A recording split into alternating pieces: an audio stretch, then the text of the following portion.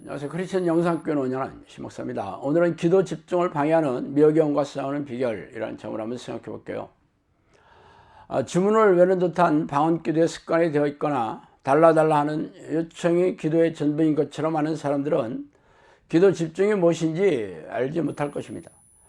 기도란 하나님의 영과 내 영혼이 교제하는 통로입니다. 말하자면 기도란 영적 통로인 셈이죠. 영혼의 상태는 마음으로 드러나고 마음은 생각으로 나타나며 생각은 말과 행동으로 표현됩니다. 그래서 제가 영혼의 창이 마음이고 마음은 생각과 동의어로 사용되며 말과 행동으로 드러난다고 말하는 이유입니다. 그렇다면 마음은 누가 지으셨을까요?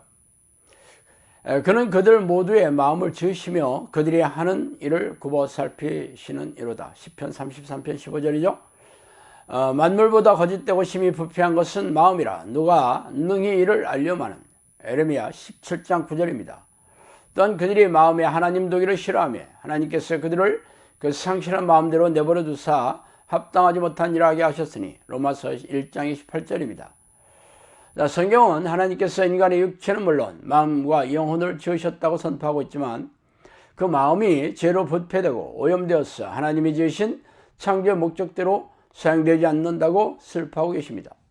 그 증거는 세상의 창조주이자 사람의 주인이신 하나님을 마음에 두기 싫어하기 때문에 하나님은 그 잃어버린 마음대로 죄악에 빠져 허우적거리며 살게 내버려 두신다고 밝히고 있죠.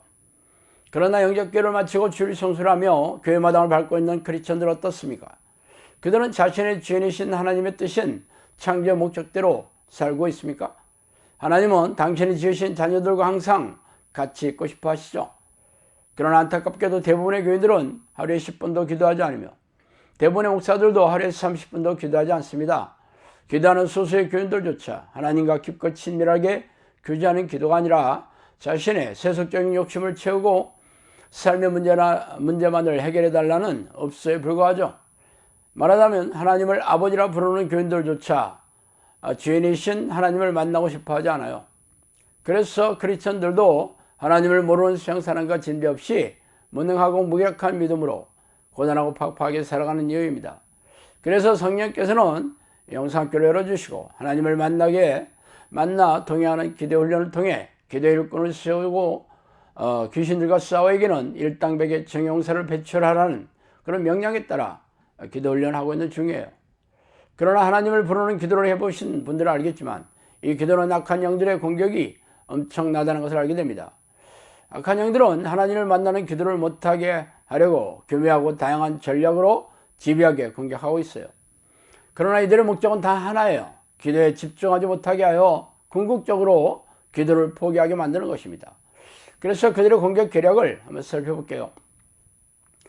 미혹의 영이라는 그런 별명을 가지고 있는 귀신들은 하나님을 부르는 기도를 시작하면 집중을 방해합니다. 가장 많이 공격하는 유형은 기도 자리에 앉지 못하게 하고 무섭게 하며 그래도 기도한다면 잡념을 넣어주거나 모호하게 하며 졸리게 하고 잠에 빠지게 만듭니다. 특히 갖가지 지역된 생각을 넣어줘 집요하게 공격하죠.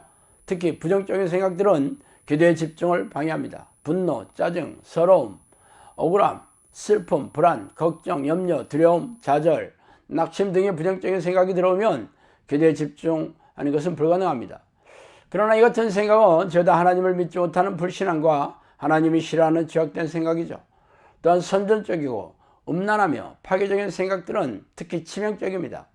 또 알코올 중독, 게임 중독, 음란 중독, 쇼핑 중독, 일 중독 등 모든 중독은 쾌락을 쫓는 죄악에 사로잡혀 있기 때문에 중독증을 가진 사람들은 기도를 시도하지도 못하고 설령 시도한다 하더라도 전혀 집중하지 못하게 금세 포기하게 되죠.